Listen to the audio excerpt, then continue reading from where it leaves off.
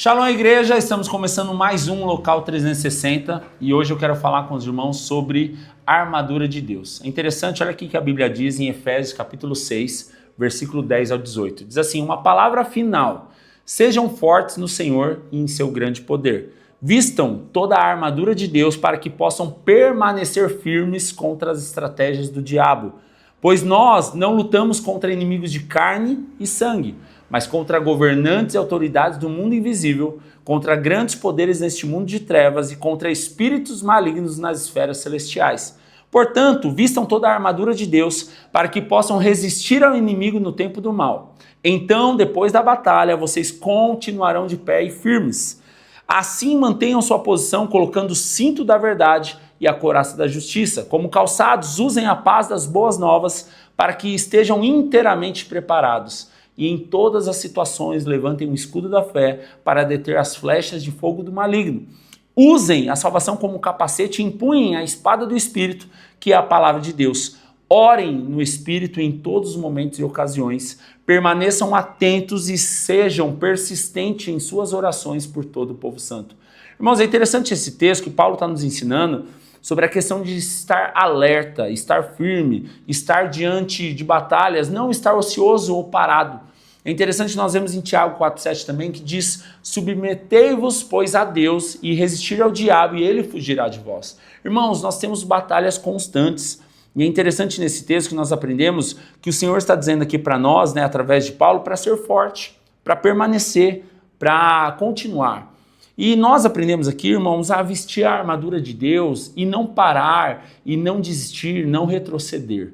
Sabe, irmãos, a Bíblia nos ensina também que a nossa luta não é contra pessoas, não é pessoal, não é com situações, com circunstâncias, mas é muito maior do que isso, né? A nossa luta é contra não a autoridade deste mundo, mas é contra a questão espiritual, né? Como lutas espirituais muitas vezes. E muitas vezes, por não discernir o que é natural e espiritual, nós acabamos virando problema pessoal com alguém, ou brigamos e algo vira alvo, né? Então, diante disso, a Bíblia nos ensina 6 características, 6 itens que nós precisamos vestir para vencer uma batalha, né? E a Bíblia diz que todos nós passamos por batalha. Todos nós estamos sujeitos a lutas. Mas como que nós vamos vencer batalhas e lutas, irmãos? A Bíblia não está dizendo que você não vai ter batalha se você vestir a armadura, mas está dizendo que você vai vencer a batalha por colocar as ferramentas certas. E a primeira coisa que nós vemos na armadura é o cinturão da verdade, que fala sobre a cintura, simboliza firmeza, segurança, em viver com sinceridade e integridade, baseado sempre na verdade de Deus. O próprio Jesus diz, conhecereis a verdade vos libertará. Quando nós conhecemos a verdade é uma segurança, irmãos. Então, quando nós falamos sobre vestir o cinturão da verdade, fala sobre viver a verdade absoluta. Não são fatos, não são argumentos, não são achismos, mas é a palavra de Deus. A palavra de Deus é a verdade. Cristo é a verdade, Cristo é o caminho, Cristo é a vida. A segunda coisa que nós vemos que Paulo está nos ensinando é sobre colocar a couraça da justiça. A couraça é o que vai no peito.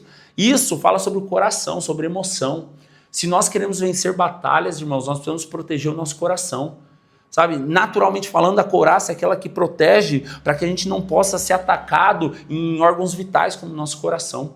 A nossa vida espiritual da mesma maneira, se nós não guardarmos o nosso coração, nós negociamos ou muitas vezes caímos. E se o nosso coração for atingido, nós perdemos a batalha. Então Paulo diz para a gente colocar também a couraça da justiça, que fala sobre proteção do peito, proteção contra ataques, também contra guardar o nosso coração, que é um órgão vital. A terceira coisa que Paulo está nos ensinando aqui é sobre colocar as sandálias do evangelho da paz. Isso fala sobre os nossos pés. Os pés falam sobre pisar firme, sobre caminho, fala sobre a gente permanecer na palavra de Deus, no caminho de Cristo, não seguir atalhos. Irmãos, muitas vezes nós perdemos batalhas porque nós mudamos caminhos ou pegamos atalhos. Mas quando nós colocamos a sandália do evangelho, a sandália da paz, ela nos faz caminhar pelo sentido certo, não sentido contrário.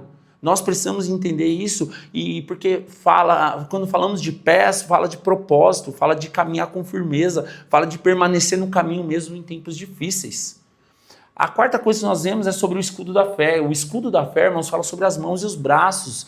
Fala sobre nós estarmos também protegendo diante das tentações, diante dos ataques dos inimigos. Mas, sabe, não sermos vencidos por medo, pelos inimigos por dúvidas no nosso coração, né? Fala sobre as nossas mãos. Quando nós, irmãos, estamos com medo ou dúvida, muitas vezes nós paramos de trabalhar. As mãos falam sobre trabalho. As mãos falam sobre permanecer servindo. Se nós não estivermos convictos, nós paramos. A quinta coisa que nós aprendemos é sobre colocar o capacete da salvação. O capacete fala sobre guardar a cabeça fala sobre a nossa mente. Sabe, se a nossa mente estiver atribulada, nós perdemos a batalha. Nós precisamos ser protegidos, proteger a nossa mente dos inimigos, sabe, de ataques, de setas malignas, que muitas vezes traz dúvida no nosso coração. E a última coisa que nós vemos é sobre a espada. A espada fala sobre a palavra de Deus. A espada é a palavra que nos dá vida, a palavra que nos traz convicção. E Hebreus 4,12 diz, pois a palavra de Deus é viva e poderosa, e mais cortante que qualquer espada de 2 gumes, penetrando entre alma e espírito, e entre junta e medula, e trazendo à luz até os pensamentos e desejos mais íntimos. Então, irmãos, quando nós colocamos, sabe, a espada do Espírito, quando nós temos a palavra de Deus, nós vencemos as batalhas. Por que muitas vezes nós desistimos?